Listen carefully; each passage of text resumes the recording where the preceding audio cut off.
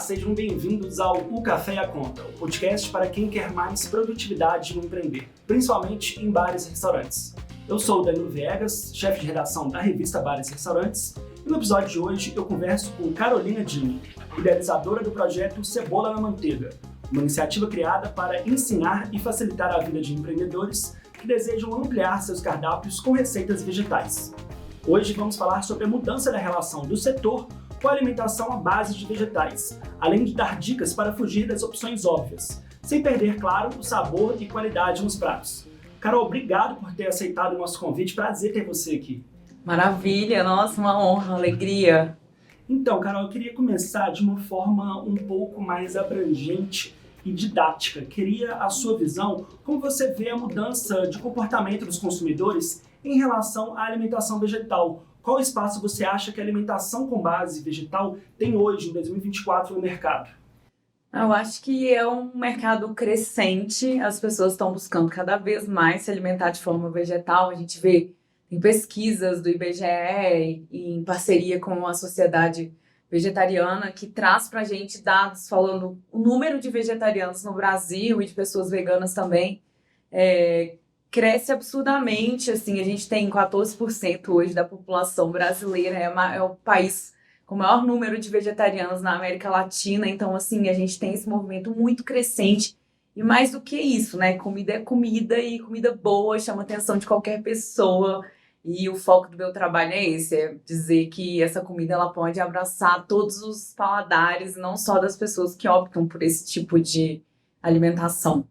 E como você acha que os bares e restaurantes podem se preparar para se adequarem a essa demanda, a esse comportamento dos consumidores? Assim, tem espaço? Precisa mudar o cardápio como um todo? Como ser original ali e ao mesmo tempo ter um preço democrático? Eu acredito que os vegetais, eles já estão nos cardápios. Eu acho que a maneira que vai abraçar mais esse público é trazendo opções totalmente vegetais que fujam do óbvio, porque a gente vê nos bares, por exemplo, aqui em Belo Horizonte, a gente tem muita batata frita e mandioquinha frita, mas para além disso, eu acho que vale a pena pensar em opções que fujam também dos ultraprocessados, porque muitas vezes as pessoas elas estão buscando lugares e elas querem levar os amigos que não necessariamente comem só vegetais, e a gente tem um buraco, digamos, né, nesse sentido, mas isso está mudando. Eu tenho visto estabelecimentos tanto que estão abrindo agora, que já buscam isso desde o momento 1, e outros que são tradicionais, que têm muitos anos no mercado, também estão buscando trazer, assim, esse olhar que eu não digo que é inovador, mas é inclusivo também, sabe? Não só inovador, mas inclusivo. Você falou do IBGE, se eu não me engano, eu vou errar aqui por 10 milhões a conta, Por mas favor. eu lembro a última vez eu olhei, ou eram 15 ou eram 25 milhões de pessoas que se declaravam vegetarianas no Brasil, ou seja, é um mercado que não dá para ignorar, não só por essa questão do ideal, mas uma fatia de pessoas que vai consumir no seu negócio também. E você falando aí da batata frita, da mandioquinha, são alimentos industriais, né? Então não passa a característica do seu estabelecimento para o seu público-alvo. É tudo meio que a mesma coisa. Você compra no mesmo fornecedor, esquenta do mesmo jeito e não tem ali uma característica, um storytelling que você quer contar, uma percepção de valor que você quer passar, né? Você acha que os bares e restaurantes tendem a ignorar esse público? Eu acho que não é bem ignorar, e eu acho que é uma falta de conhecimento mesmo. Às vezes as pessoas têm dificuldade de entender que essa comida ela pode ser gostosa. E se eu não me engano, esse número ele cresceu muito, porque eu vi uma pesquisa, se eu não me engano, são 40 milhões de pessoas hoje no Brasil. E eu acho que é um bom recorte desses são pessoas veganas. Então, esse número tende a crescer, é um movimento que ele não só tendência no mundo inteiro, mas aqui também, e eu vejo cada vez mais pessoas que buscam o meu trabalho como consultora para poder implementar isso nos restaurantes, para poder fugir mesmo, assim, dos ultraprocessados, porque pode ser batata e mandioca, mas muitas vezes são da indústria, né? Então, além disso, não é gostoso, é aquele negócio que você come que tem gosto de isopor, literalmente, e a gente busca, assim, é sempre bom quando tem, não tô reclamando, viu, gente? É sempre bom ter a batata frita, maravilha, é melhor do que não ter nada, porque na maior parte das vezes é isso que acontece. Mas quando tem esse cuidado dessa escolha de trazer, de olhar, porque assim, a internet está cheia de receitas, mas eu acho que além disso, é entender o que esse público consome quando quer sair de casa, quem opta por esse tipo de alimentação, por inúmeros motivos políticos, ambientais, a gente tem, né, uma infinidade de motivos que as pessoas Todos escolhem legítimos. trilhar esse caminho, mas a gente cozinha mais em casa por uma questão, assim, não só de conexão com o alimento, mas por necessidade mesmo, porque às vezes sair para comer acaba sendo complexo, apesar de que em Minas Gerais qualquer self-service, né, a gente encontra em todas as esquinas, tem arroz, tem feijão, tem vegetais, tem tudo, mas eu acho que esse momento festivo de sair para os bares e restaurantes é o que a gente procura mesmo, de ter uma comida que vai não só assim, eu vou tirar isso aqui do prato para você e aí fica um buraco no prato. Não, você vê que o empreendedor ele pensou nesse público que vai trazer outras pessoas. A gente estava aqui conversando nos bastidores sobre esse poder de veto, né, do vegetariano, que às vezes tem um grupo de 20 pessoas que quer comemorar um aniversário e aí vai buscar um barzinho, alguma coisa nesse sentido, e não encontra, e aí às vezes a gente tem que ir nesse lugar, e só de ter uma opção que aí todo mundo fica feliz, aí a gente já vai naquele bar X que serve alguma coisa que vai ser interessante, e isso acontece muito, então não só essa parcela desse público, esse recorte, sabe, é um número muito maior se a gente for olhar a prática da coisa mesmo. Carol, a gente estava falando e tem uma questão também que não é excludente, né? Mesmo as pessoas que não são vegetarianas, elas querem entender de onde vêm os alimentos que elas estão consumindo. Elas têm uma percepção de saudabilidade muito maior do que as gerações anteriores. Mas você estava falando do seu trabalho enquanto consultora, você faz muitas oficinas de fermentação aqui em Belo Horizonte e em São Paulo, né? Sim. Eu queria que você explicasse para quem está nos ouvindo, quem mexe na cozinha ali do seu estabelecimento, quais técnicas culinárias podem ser utilizadas pelos empreendedores na hora de reformular ou acrescentar opções vegetais nos seus cardápios? Olha, Danilo, técnicas são técnicas e eu acho que tudo que dá para fazer com carne dá para fazer com vegetal. É mesmo? As marinadas, brasear, fazer grelhado, fritar, empanar, tudo dá para fazer. Então, assim, eu tento olhar para um vegetal do mesmo jeito que uma pessoa carnívora olharia para uma carne e aí aplicar nisso as técnicas. Eu acho que a dificuldade que as pessoas têm é de entender que os vegetais, eles podem ser melhor trabalhados, eles não são mais difíceis necessariamente de fazer um cozimento, porque a carne, muitas vezes as pessoas vão lá, dar uma salgada e empreendem outras técnicas, né? Brasa, fogo, enfim, fazem um tudo, mas dá para fazer isso tudo também com uma peça de tofu, que é a primeira coisa que pensam, né? Tofu ou cogumelo, mas além disso, exato. Mas além disso, assim, todos os outros vegetais inteiros, uma couve-flor inteira, uma berinjela, fazer ela defumada, servir com um molho e colocar gordura, acidez, eu acho que é isso, assim, é compreender a constituição física, né, do alimento, do vegetal e o que mais a gente precisa colocar ali, porque às vezes a carne ela já tá ali com aquele percentual bom de gordura e vai fazer um vegetal e vai pelo lado do saudável, mas não é isso que um vegetariano tá procurando. A gente não tá procurando comer saudável toda hora, a gente quer sabor, a gente quer gordura, a gente quer um vegetal transformado. Então, assim, acho que essa associação que o vegetariano, ele necessariamente quer comer saudável, é o maior erro que os restaurantes podem cometer, assim, porque não é para poder comer bem que a gente tá saindo de casa, a gente quer comer coisas fritas também, a gente quer lambuzar a boca de gordura, as mãos, enfim, a gente quer comer como qualquer outro comensal. Olha só, é interessante ver isso. Acho que a gente já tem até um recorte já pro podcast, porque essa frase é muito poderosa. E você estava falando desse poder dos vegetais. Eu sou mineiro, você é mineira, estamos aqui em Belo Horizonte falando, mas em qualquer estado do Brasil existem ali certos alimentos que fazem parte da cultura imaterial do lugar, né? Sim. E uma opção também é você aproveitar disso na sua dinâmica para inovar no seu cardápio, né? Mais ou menos. Sim, assim. eu acredito que buscar, né, o que está sendo produzido no entorno, que é outro recorte que a gente faz, que muitas vezes a gente associa também o vegetarianismo com essa comida saudável, com essa comida que é direto do produtor, mas não necessariamente. Eu conheço muitos vegetarianos que só comem comida ultraprocessada, que não aprendeu a fazer a transição alimentar direito. Então, eu acho que vale a pena a gente procurar o Guia Alimentar para a População Brasileira, que é um documento muito maravilhoso do Ministério da Saúde, que traz isso, assim, do alimento como um todo, né? Pensar nas leguminosas, nos cereais,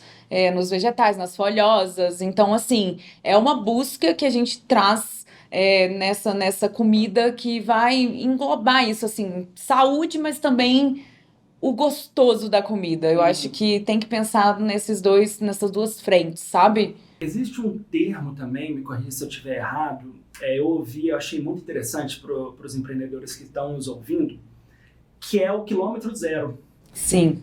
Que você não precisa comprar de um produtor que está a 3.000 quilômetros de distância de você, que vai encarecer os seus insumos, que não tem a ver muito com a região onde você está, e não faz girar a economia local. Então, quando você tem essa questão do quilômetro zero, que você pega aqui em Belo Horizonte, por exemplo, um peixe que está aqui na grande BH, ou até um produtor que está aqui que não é muito hypado, digamos assim, um produtor raiz, né? Já diria o JB, todo mundo quer um produtor para chamar de seu agora. Sim. Né?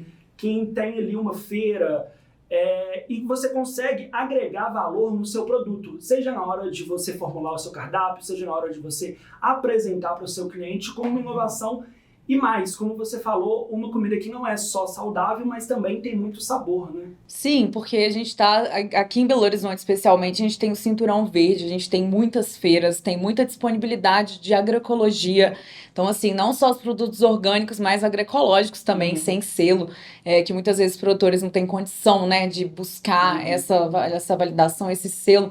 Então, eu acho que vale a pena, sim, a gente ter contato. A gente tem no site da prefeitura uma lista enorme de produtores e a gente tem feiras que estão precisando de pessoas frequentando. Então, não só buscar um produtor para chamar de seu, eu acho que todo mundo pode procurar. E a gente tem essa visão, assim, de que o produto orgânico é aquele da prateleira do supermercado e esquece que tem um empreendimento a mais para lucrar até o produto chegar à mesa. Então, se a gente compra direto do produtor, não necessariamente vai ser mais caro. Então, a gente tem que trazer à mesa essa discussão da agroecologia, de um alimento sem veneno, mas aí a gente já começa a ir para outro lugar também, porque o vegetarianismo ele não está necessariamente ligado à agroecologia. É uma discussão longa, assim, são camadas e camadas, né? Mas a gente tem esse olhar também, porque eu acho que se o vegetarianismo ele tá trazendo à mesa uma discussão social política, ele vai ter esse olhar também coligado assim com outras frentes de como aquele alimento foi produzido, mas não é toda hora que isso acontece. Agora, é interessante você falar também, porque soa uma questão de ser mais criatividade, planejamento, ter uma consciência cultural também, do que ter só dinheiro para fazer. É muito mais planejamento do que dinheiro. Então eu te pergunto, isso também serve para quem está empreendendo, um microempreendedor que está começando agora no iFood, que está começando como MEI, quem está tentando entender as nuances do mercado ali, e não só para os grandões, né? Não só para quem já está estabelecido. Né? Com certeza, porque assim, quando a gente fala de gordura, existem as gorduras animais, existem as gorduras vegetais ali. Eu estou falando de um tahine, de uma castanha, a gente tem tantas oleaginosas brasileiras, mineiras. A comida vegetal mineira, ela é uma comida assim dos nossos povos originários. A gente pensar que foi com a colonização que os animais foram introduzidos na nossa cultura. Então, se a gente pensar numa tradição da comida não colonial, a gente tem isso da comida vegetal, dos refogados, das comidas de panela. Então, assim, mineiro, né? é tão mineiro, é tão maravilhoso. Então, é trazer esse protagonismo dos vegetais para o prato, mas não necessariamente pensando numa substituição. Eu acho que um erro também que a gente que é vegetariano está um pouco cansado é essa necessidade de imitar a textura da carne, de chamar o steak de couve-flor. Eu acho que a gente tem que fugir um pouco disso, porque cai numa busca que a gente já sai perdendo. Você não vai ter a mesma textura. Então, eu acredito que é inovar, criar uma comida autoral que realmente seja gostosa. Onde está a gordura dessa comida, a acidez, qual que é a textura que a gente está trazendo para o prato. Então, isso em primeiro lugar, sabe? Porque se a gente for pensar num boteco, gente, um bolinho de feijão já é uma maravilha, sabe? Eu vejo em muitos lugares, mas se a pessoa tem uma dificuldade, vai para esse lugar, vai no mais fácil primeiro, para depois tentar fazer algo mais complexo. Mas, assim, temos tantas coisas maravilhosas. Um dos restaurantes agora que eu fiz uma consultoria no ano passado, que foi o Baixaria, né? Hoje o carro-chefe do cardápio é o jiló empanado que a gente faz ele defumado, depois empana ele no panko. Então, assim, eu não vendo essa comida como uma comida vegana, porque eu acho que veganas são as pessoas. Vegana é uma luta antiespecista. Então, assim, é uma comida e ponto. É uma comida vegetal, se alguém perguntar, porque eu sei que os veículos, a imprensa quer trazer esse olhar, né, de onde temos comida vegetal. Porque é bom mesmo ter uma classificação, a busca, né? Você facilita essa busca, mas eu não vendo o meu trabalho como uma comida vegana. Você não vai ver eu usando essa palavra hoje em dia. Eu já usei, mas eu acho que isso traz, assim, uma... Ao invés de aproximar as pessoas, afasta. Você coloca de forma periférica, assim. Assim... Como se fosse só pra... É uma casta, né? Exato. E também tem uma associação neoliberal, né, com os produtos de prateleira, os produtos de supermercado. Então, eu acho que se a gente traz essa coisa... Não, é um vegetal bem trabalhado. Então, a gente vai para outro lugar. É muito mais interessante. E é isso. Tem vários restaurantes que têm comidas boas, interessantes, saborosas, com um certo grau de saudabilidade e que estão ali disponíveis para todo mundo, né? Sim. Carol, queria te agradecer pela sua participação e para quem nos ouviu até aqui, quer saber mais do seu trabalho, queria só um momento jabá, onde que as pessoas conseguem te encontrar nas redes. Eu sei que você já lançou alguns livros sobre isso também, as pessoas que se interessam, onde que elas podem comprar os seus livros e saber mais do seu trabalho, da sua oficina. Sim, eu tô no Instagram, @cebolanamanteiga, também podem buscar por e-mail, carol@cebolanamanteiga.com. Eu tô sempre disponível para poder trocar e tem a minha newsletter também. Jornalzinho, jornalzinho é uma newsletter, né? Então, assim, eu gosto de falar sobre esse universo e trazer outros recortes que não são só sobre a comida vegetal, mas pensar em tendências que estão acontecendo no mundo todo e chegando no Brasil, e pra gente ter esse olhar mais dinâmico sobre a comida. Vai além, né? Só pra gente encerrar aqui, além desse trabalho técnico, você lançou um livro de poesia que tem a ver ali com a cultura culinária, né? Que tem a ver com a cultura gastronômica, né? Sim. Com os dois pés na cadeira, né? Sim, ele é a simulação de um jantar, assim, 4 tempos. Aí eu contratei uma ilustradora, que é a Bela Rig, para poder fazer esse trabalho de mostrar as cadeiras sendo posicionadas, as pessoas comendo e depois aquele fecha, né, clássico dos restaurantes que a gente coloca a cadeira em cima da mesa. Enfim, é um livro que traz um pouco esse olhar. E eu tenho outros também que são livros digitais, mais acessíveis, com um precinho bacana, que fala sobre fermentação, sobre especiarias brasileiras. Então eu tô aí pela internet. Tem meu site também, que é o cebolanamanteiga.com, então tá fácil me achar.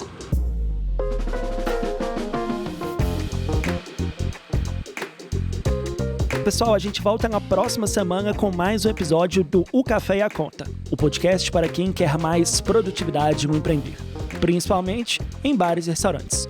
Lembrando que esse podcast é patrocinado pela Ambev. O Café e a Conta é realizado pela revista Bares e Restaurantes. Esse episódio foi apresentado por mim, Danilo Viegas, teve a produção de Guilherme Fonseca, as redes sociais são de Flávia Madureira e a edição é de Lucas Macedo. Para saber mais sobre como simplificar o empreender e ter mais produtividade em seus negócios, acesse abrazel.com.br/revista. Um abraço e até a próxima!